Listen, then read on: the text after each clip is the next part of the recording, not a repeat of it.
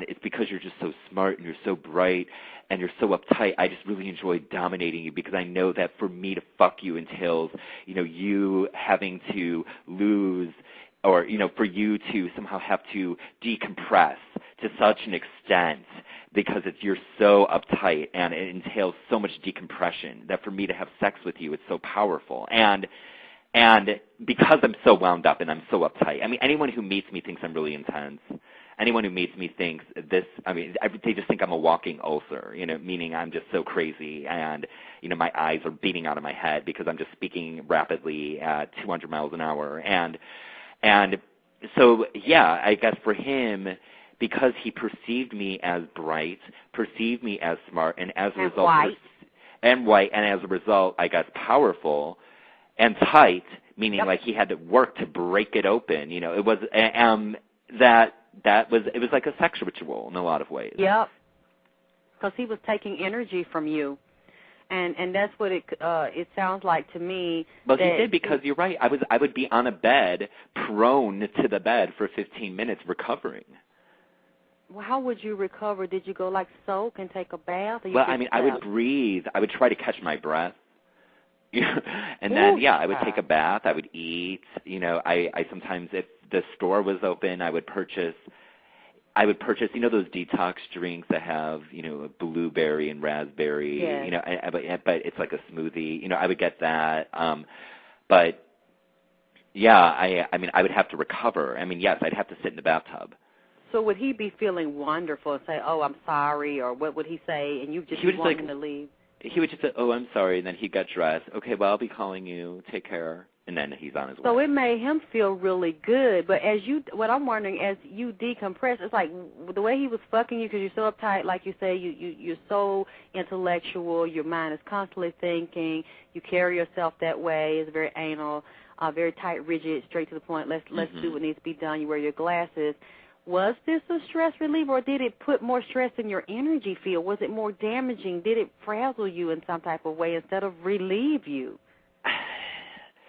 I guess at times I felt relieved, at other times I felt violated, at other times I just felt dissatisfied, meaning I just thought, well, I'm glad you had an orgasm, because I never did. Wow. And he didn't care. He didn't try to suck you off, massage you, kiss your body. No, I sucked him off. I mean, it was, he fucked me, I sucked his dick. Even though my dick was bigger than his dick, I sucked his dick, he fucked me. My dick was just not even a part of the sexual equation. And he would not let you fuck him in the ass? Oh, well, no. I mean, no. No. Would he even let you touch his ass or kiss him or touch his body? There was no kissing involved. I would caress him, but he really wouldn't caress me. It was more that he would just kind of force me around. But then, but he kept on returning, and that's why I thought, especially after 3 years, I thought, so it's not that he must despise me because he keeps returning. Part of him does despise you. But something, and that, he has to hold me at arm's length, meaning he cannot be intimate with me. I still have to be this distant object that he just sees it, over which he sees his control and dominates, but he's not affectionate. There was no kissing, And you couldn't, like you said, there were, it seems like to me, I see there are a lot of violations here.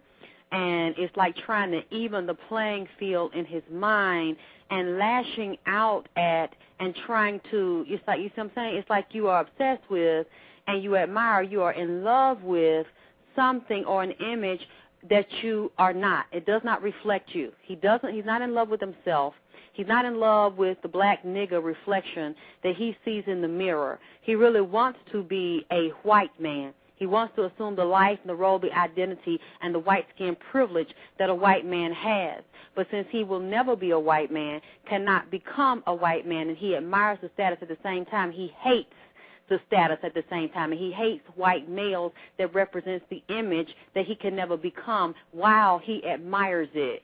So I admire you for being smart and wearing your glasses, and working and reading all of your books, but at the same time, I hate your white ass and what you've become and your oppression, and I'm jealous of you. So it's now a mixture of self-hatred, loving white skin, admiring the position and the role that white skin privilege has established, and slavery and hatred of black skin in white men's minds that it has established, and at the same time jealousy of white skin and the position that white men have established, secretly envying, admiring, and trying to emulate white skin, the privileges, the clothes, the language, the culture, and the whole domination of a people and a society, and built a false society on top of the backs of black people. Do you see what I'm saying? So he has two dynamics in his mind. So it's like, yes, I'm drawn to you. I admire you, but not just because you're smart, because there's plenty of black people that do the same thing you do, but it's not the same, see, because they're not white and they don't control the whole structure. So I admire you not just because you're smart and you wear these glasses and shit, but because you are a small white man that I would love to be. So I'll be near you, and the part of me that's enraged, that hates you, that wants to become you, that's angry for what I feel you've taken from me and my people and the powerlessness I feel, I'm going to push you around. I'm going to throw you down, and I'm going to fuck you in your ass as hard as I can, because I'm going to make you feel, I'm going to enact my rage and my self-hatred and my pain and my resentment towards you that I feel, along with my jealousy and my secret admiration and desire to be you. And I'm going to take some of this energy out of your asshole. Right. And I'm going to use it to help myself. It sounds like two dynamics here. Yeah, no, you're right. I think, it's ambivalence, meaning he was simultaneously attracted to and repulsed by. Yes. And because if he was with you all the time, I feel like he would abuse you.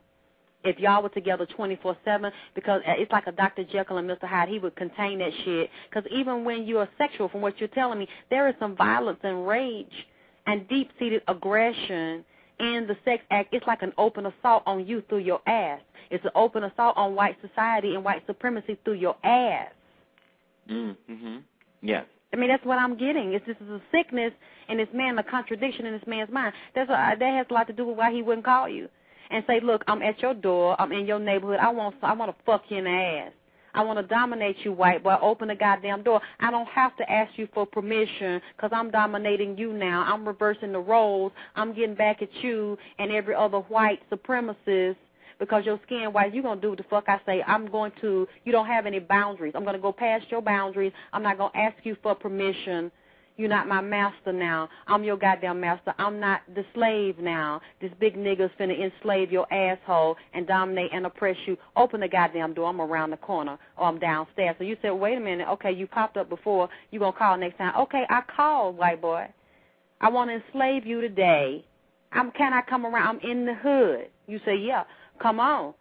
So and then you saying, no, don't touch me. You can't fuck the nigga in the ass. You can't, I'm not going to suck your dick, white boy. You going to service me. You going to service the nigga. You going to be the hoe today. You going to be the slave today because I want to own you for this minute because I hate your goddamn ass, but at the same time I admire you because you have power. Or society has conferred power onto you, yeah. You white. So because you white. Right. In his mind, you're right, and you have this power over him, and the only way he can take it or tap into it or make himself believe, and that's what I'm saying, the sickness in him is because you understand very clearly, although there were some points you were like, why did I allow myself to have him to subjugate me and hurt me and abuse me? Even though you felt like that sometimes, a part of you still realized I'm still in control because I'm white. And I gave him some control. I gave him a sense of control. I submitted. I mean, there was that, yes, but I guess, I didn't continue it because I enjoyed it, meaning, I want to be very clear about that. I continued because at that point in my life, I was depressed. I didn't really have any self-esteem. And I think there are a lot of, I'll be honest, I think there are a lot of white guys who, are depressed, who hate themselves, for whatever reason, who find themselves in these kinds of relationships and I think men, I think men can tell, oh, look at this guy, he hates himself, I can control him, I can just show up at his door and he'll take me in because I can tell that he just hates himself so much that he wouldn't think that he actually deserves like an hour's notice.